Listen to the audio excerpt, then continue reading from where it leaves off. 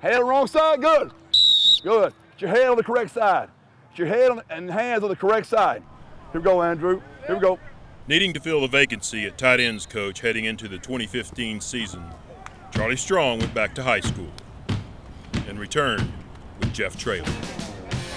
Everyone I'd spoken to, Jeff's name was the one that everyone kept bringing up. His program is always first class, and he's a really good football coach. Coaches with a lot of energy, someone that's interested in developing young people, and that's what I was looking for. When you grow up in the state and you play in the state, and you've coached in the state your whole life, I mean, the University of Texas has always been a school that anybody would dream to come to. When Coach Strong called and gave him the opportunity, you don't turn down the University of Texas.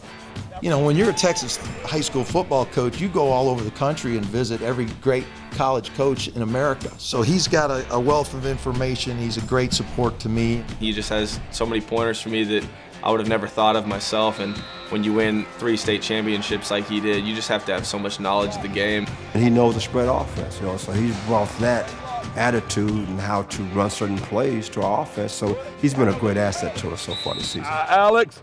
Hey, Lojo did a great job when I came off turn the other night. You come and watch practice, he still has that high school energy.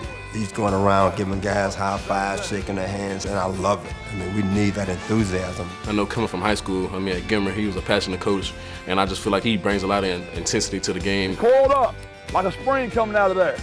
Jay, you look like a spring. Man, East Texas guys, they have that a certain attitude about themselves, a certain swagger. The way I speak and my blue jeans and my boots and just kind of just who I am. I mean, I'm not embarrassed by it or ashamed of it at all. When I got interviewed, I asked Coach Strong, could I wear my blue jeans and my boots? And he told me we needed some of that. You need to ask Jeff Traylor about the Andy Griffin offense. It's one of my favorite things in football. I used to stand next to his offensive coordinator and he'd stand there and signal, and all of a sudden he's running this play, it's called Andy. And then he's running another play called Aunt B. And then he's running another play called Barney. And then he's got another one called Ernst T. And I'm like, holy Moses, you guys are running the Andy Griffin offense. Then he had a whole nother series over Fred Sanford, and he had another series on Rocky. One of my favorite TV shows was Andy Griffith, so we used the characters. One of my favorite movies was Rocky, so we used the characters. And it just has kind of taken on its own, its own world, as people have asked about it through the years. And so many people have come through there and talked about it. We've got backup languages those guys speak in back home, so we've got a few ways to do it, but that's just the verbiage of how we communicate. It's not the Andy Griffith offense, per se.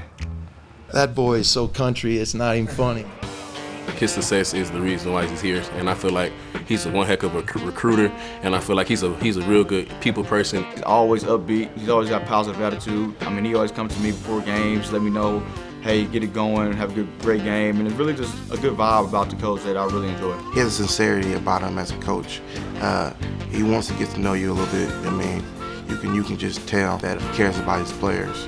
Older coaches are not as direct with you, not as personal, can't relate with you just because it's a different generation. But he's hip and he's young and he's always talking to us, in the locker room, just kind of joking around and stuff. So it's just nice to have a coach that we can relate with so much.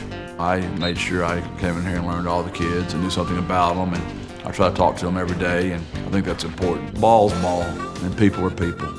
When people know you care about them and you can offer them some type of ability to help them get better, they're going to listen to you.